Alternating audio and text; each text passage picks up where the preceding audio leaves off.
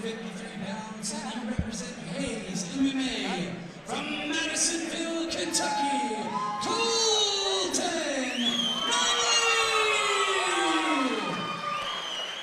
And his opponent from that fighting out of the B2 weighing in at 156 pounds, and represents Griffin's Submission Academy from Louisville, Kentucky, Michael Schapmire!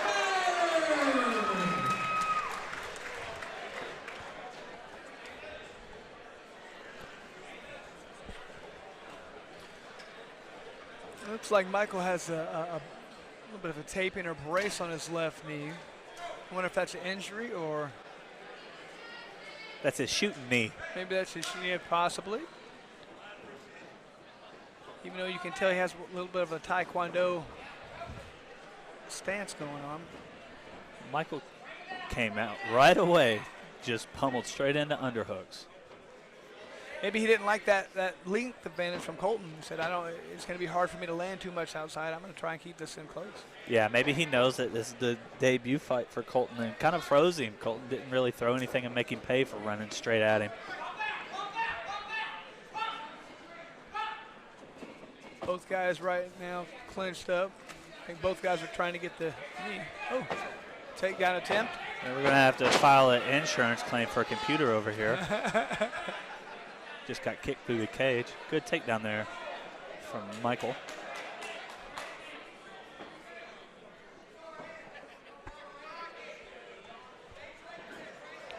Some good punches being landed by Michael right now. Kolton doing what he can to re-guard. Great job. Gets the re-guard. Michael staying good and active. Kolton needs to get on his jab. Good inside leg trip. Yeah, really nice inside leg trip. He used that to finish off the double leg. I haven't seen that very often. You know, you can really tell here that Michael, I mean, even though they have been in losses, he's had 2 fights. So that experience level seems like it's kind of paying dividends right now. It just seems right now that Kolton seems kind of hesitant right now. He isn't really able to pull the trigger. Maybe it'll just take him around to get going, or maybe he's just not really sure what's going on against a guy with a little bit more experience. Yeah, it seems like maybe Kolton might have seen the 0-2 record from Michael and thought he was going to come out here and walk through him. It's not the case. Yeah, people don't understand how big of a factor experience is.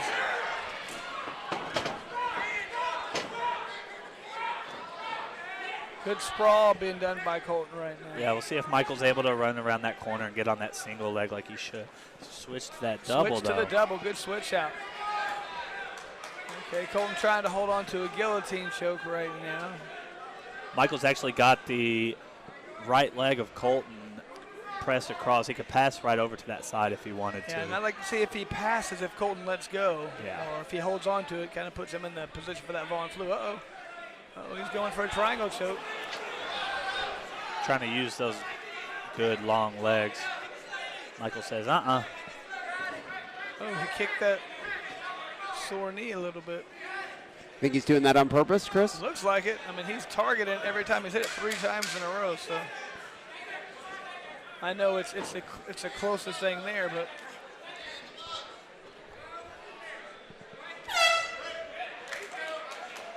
interesting round right there. Yeah, I have to say Michael won that.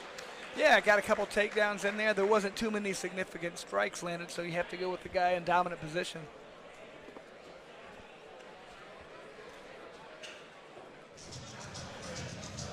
Like I said, you know, guy with the 0-2 record might seem like he's not that good of a fighter. You never know who he's fought, but that experience might have paid dividends. He might have learned a lot from those losses. And having a guy's first fight, you really never know what to expect when you get out there. You can train a lot and you can watch a lot of fights, but you never really understand it until you're out there. Absolutely. What do we think Team Hayes is saying to Kolton right now? What I'm telling him is we know what this guy's going to try and do is trying to take you down. Work on what we've worked on.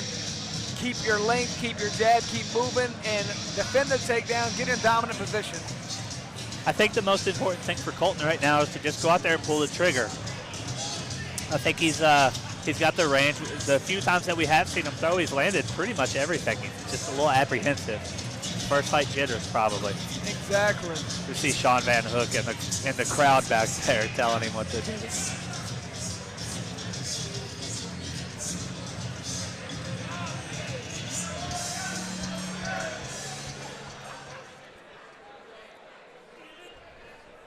Yeah, it's very difficult to shoot a double leg with that jab or a knee in your face. Especially when the guy's moving alive. He's standing still. He's ready to move and go move it angled. It's definitely hard to land that. See, he's pushing himself right forward right now.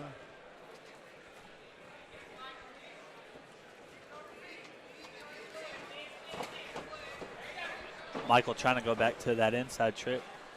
Wasn't able to get it.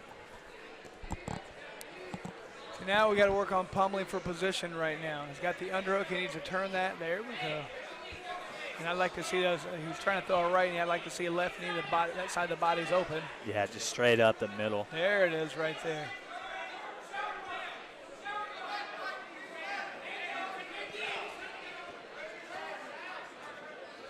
I'd like to see Kolton try and work on inside position and break and getting out. Throwing those knees. He's trying to get his own takedown. Good hits there. Might see a scramble. Uh-oh, and he might end up in the mount position. Oh, no. Does he have the half guard? Michael Got the half guard. He had a right side butterfly hook there. He did a really good job of elevating Kolton there, being able to pummel back in, leg pummel. It'd be accurate to say that's some of that Carlson Gracie jiu-jitsu. That's right. Now, even though Kolton does have the dominant position right now, he's really not throwing a single punch or trying to do. There he's starting to work at it. Say position doesn't do too much unless you're landing strikes, but he's doing a good job now trying to trap the arm with his right knee. Yeah, if I'm Kolton in this top half guard, I'm putting both hands on the biceps of Michael, posturing up just like his corner's calling for and letting it go. Yep. I mean, in Michael's defense, he's doing a good job of trying to hold him in tight. Ooh, trapping the arm. And he needs to get out of this bottom position right now. Yeah, he's not really moving his hips very much. He's not okay, he may have somehow passed it. There he's got, but now he can't quite seem to get out, and he just did right there. Is Kolton just give a little Granby roll there from Kolton? Very nice display of jiu-jitsu by Schapmire to get out of that. And I find it very interesting right now that Michael's not wanting to go to the ground. He's letting him up every single time. I don't know if he just wanted to continue to amass takedowns. Yeah, he might just be trying to score points. He definitely looks fresher, despite being on the bottom for the majority of that exchange. And the right hand landed there for Michael. You know, I think Michael's figured out right now Kolton's not really going to utilize his reach advantage. It's making it much easier, and he's able to get takedowns at will right now. If he can get a takedown, he can land in a side mount position. He's loving that. If he has to work to get in the guard to get out of it, I think he's worried about getting caught in a triangle choke or an armbar. Yeah, it looks like Michael might just hang out here in side control for the rest of this round. Yeah. We watched Michael watch Kolton try to take a break. He said, no, no, no. Yeah. Immediately shot in. Yeah. I think Michael's able to steal that round there at the end. I think so Kolton as well. really did enough damage from the top position to be able to really earn that. It's a close round, though. I might be wrong on that one.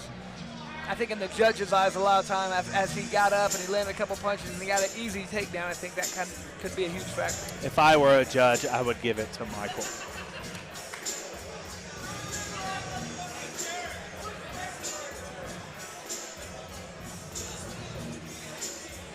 Look at this crowd we have here, standing room only. People stood up all around. I love it when we come to these fights and it's like that. You know, it just gives it a better feel, a better atmosphere when there's people like wall to wall just watching these fights. Very organic feel. I love it. Absolutely, and that's the thing is that HRMMA gives back to Kentucky, but Kentucky gives right back to HRMMA. 100%. They show up everywhere we go. I'm loving it.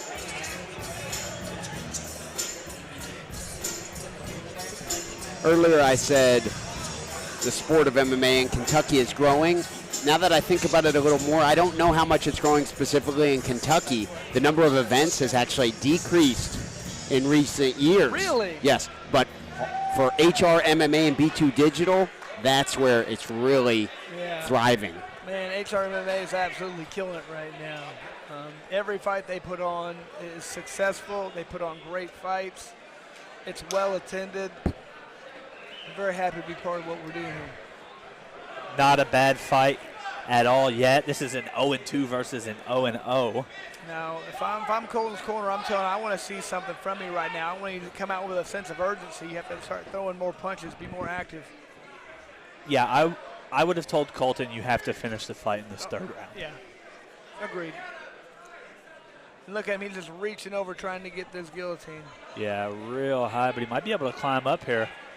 Yeah, it seems like that's where that length advantage kind of comes into play right now.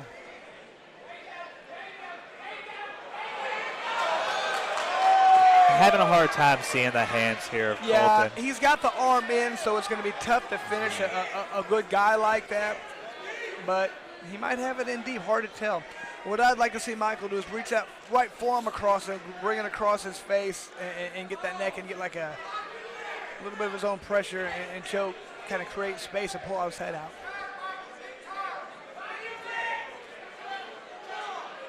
And you can kind of see Michael's face right now. He seems like he's got a little bit of a grimace on it, but it's not unbearable right now. He's just kind of hanging out. I don't see there being any way of him like changing the position right now as Kolton to try to finish it.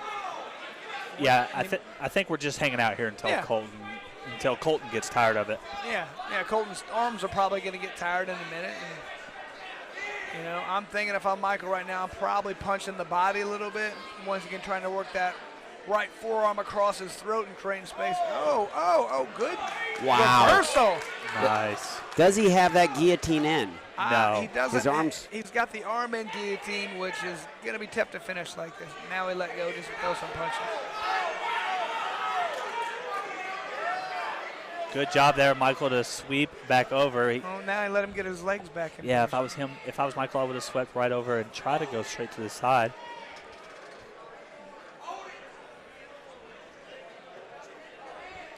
And I think once again those arms, see, as you pull, and you're going to go for a mission control type of position, trying to pull this over. And I think this is what Michael kept letting him up at the beginning was he did not want to get caught with these long legs. Yeah, in this position. Wouldn't be surprised if he just lets him up again. What a threat for an up kick with those long legs. No doubt. Yeah. You could be on the other side of the ring and get hit with him. Yeah, I'm not hanging out there. What do you do here? As which fighter? If I'm Michael, I turn my back and walk away. That's what I'm saying. You almost are like, no thanks. No. You had nothing. He didn't want anything to do with it before, and it was a correct decision. Good call there from Rob to not let him just hang out. 10 seconds. Woo. That was close. Good fight. Yeah. Great fight.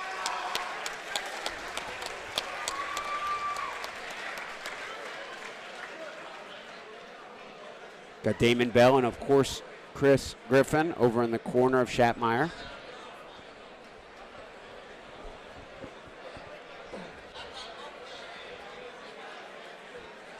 Griffin Submission Academy, another one of those Louisville gyms. Brought quite a crowd tonight. Louisville's got plenty of gyms, I've noticed. Another Carlson Gracie Jiu-Jitsu black belt in the house. Okay, fellas, I think after this decision, I'm gonna let you guys carry it for a while. All right. Yes, sir. People don't want to hear my philosophies on life the whole Yeah. time. I'll let you guys do your Nobody thing. wants. I'll come back later. Yeah, that's accurate, right, Hacker? Yeah, nobody wants to hear Chris Lytle at all. Talk about MMA. Yeah. Yeah. I just got to come check out some of this crowd. There's a lot going on here. If you're not in attendance, I'm sorry, maybe you're far away, but if you're anywhere around here, you should be here because these are a lot of fun to be at.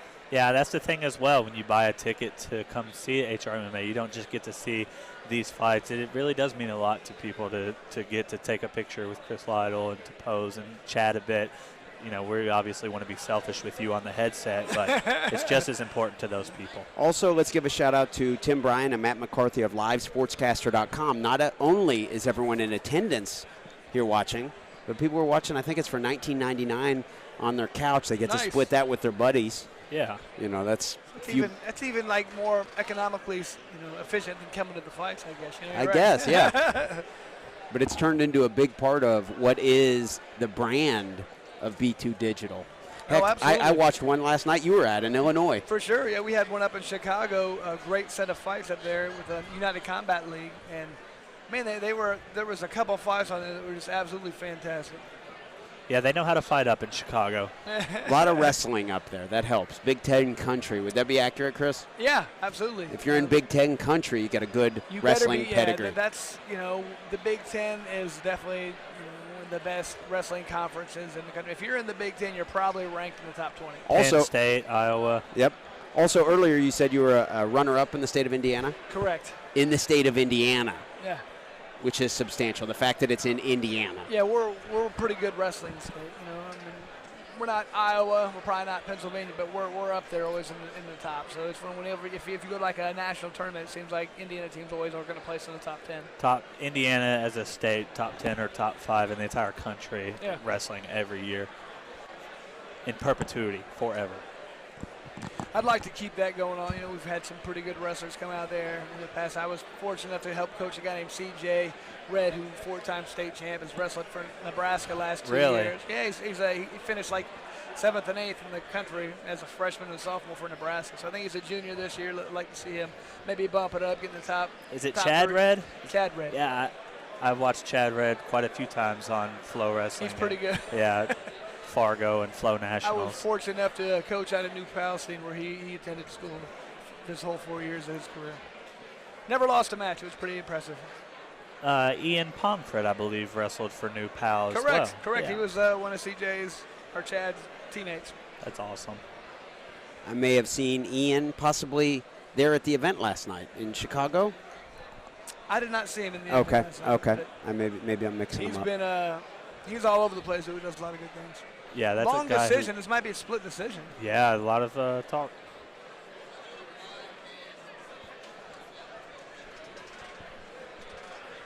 Usually the long ones are there's something weird going on.